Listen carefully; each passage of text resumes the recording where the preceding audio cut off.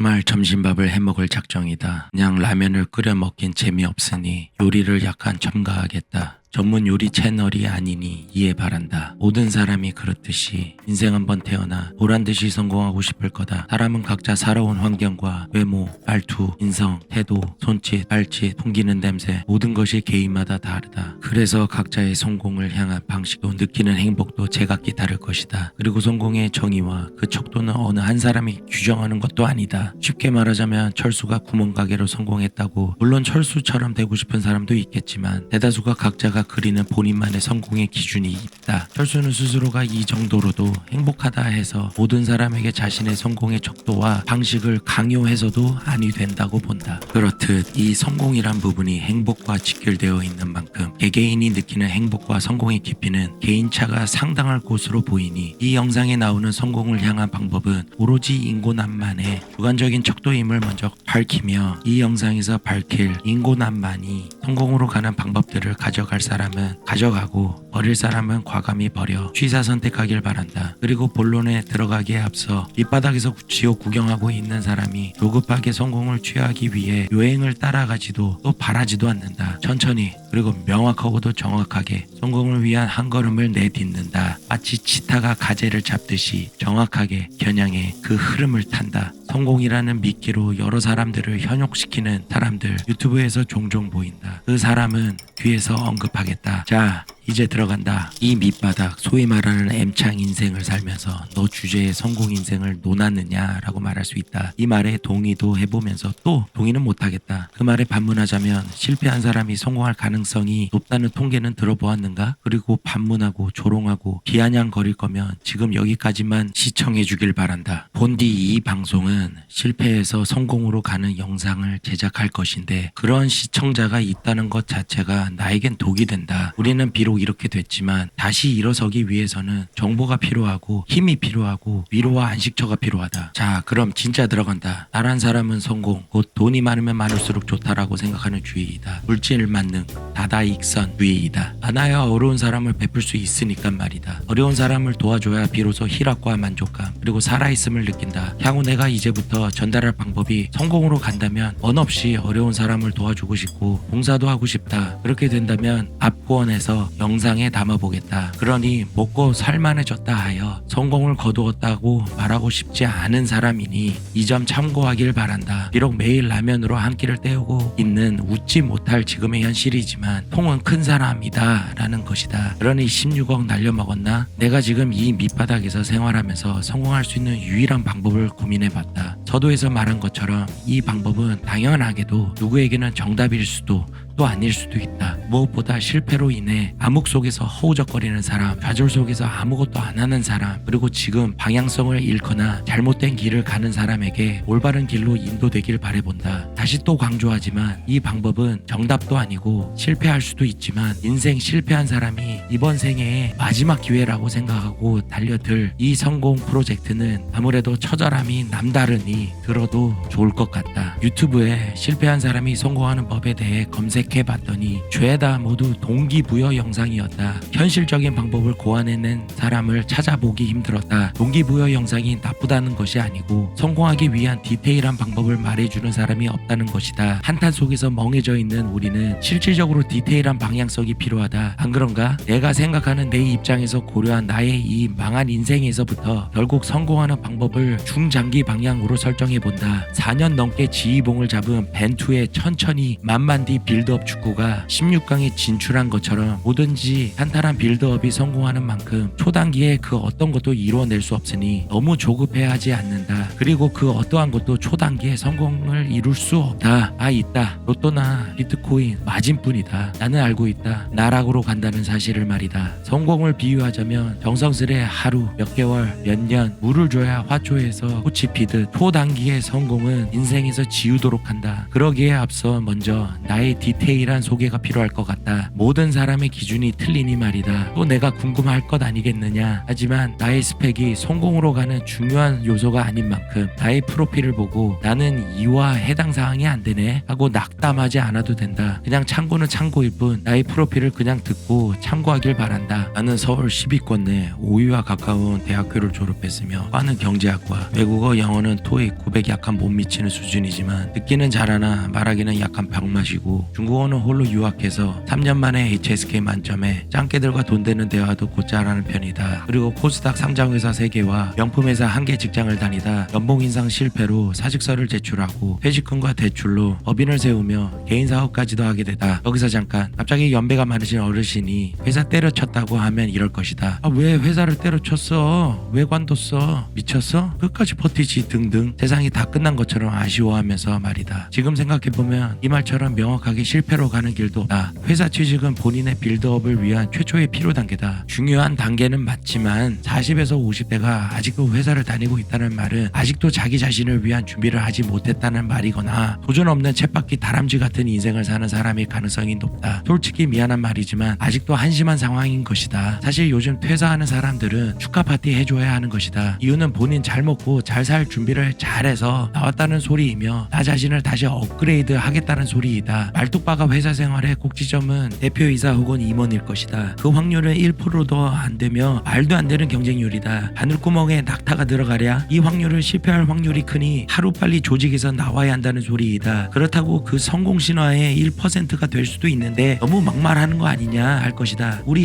시청자들을 비하하는 것이 아니다. 확률을 보고 명석해져야 한다는 소리이다. 비집고 1%를 도전하느니 1%보다 높은 자기 사업에 도전하는 것이 더 확률 높은 싸움이 아닐까? 나 역시 본급으로 성이 안 차 사업을 했었다. 매출이 나오는 상황인데도 회생하기 위해 법인, 개인 사업자 모두 폐업 처리하였다. 개인 사업자는 한번 폐업하면 다시 사업자 개설해야 하며 법인은 잠정적 폐업으로 최장 5년인가 보류를 시킨다고 전해 들었다. 변제급을 내야 하는 현재 아무것도 없는 상황 속에서 성공시킬 수 있는 방법은 분명 존재할 것이다. 내가 할 수 있는 일은 당연하게도 시드를 모은다 이다. 내가 지금 현재 막노동하고 있는 이유는 직전 영상에서 말했듯 많은 돈을 벌면 채권자에게 발목을 잡힐 수 있기 때문이다. 꼭 이 이유만이 아니더라도 남들은 시드를 모아 이제 퇴직할 40대 나이에 나는 지금 다시 내 나이에 맞는 경력직 팀장급 TO에 기대를 걸고 있으니 반대가 되다. 정상적인 사람과 완전 반대인 것이다. 포기는 안 하지만 기대도 하지 않는 중견기업의 팀장 자리는 잠시 욕심을 버리고 몸을 써서 돈을 버는 알바를 현재 하고 있는 이유가 이 이유이다. 또 그간의 반성이랄까? 나 자신에게 내리는 별이라고 생각하며 시계만 바라보고 몸을 사용하고 있다. 아무것도 안 한 채 내 나이에 마고 직급에 맞는 TO 자리만 기다려서는 안 되었다. 기다리는 동안 딸내미 라면이라도 사주려면 몸 쓰는 일이라도 해야 했다. 한 개로 부족하다. 9시에서 6시에 끝나는 단순 사무직에서 버는 230 그리고 7시부터 시작하는 상하차 200 총 430만 원을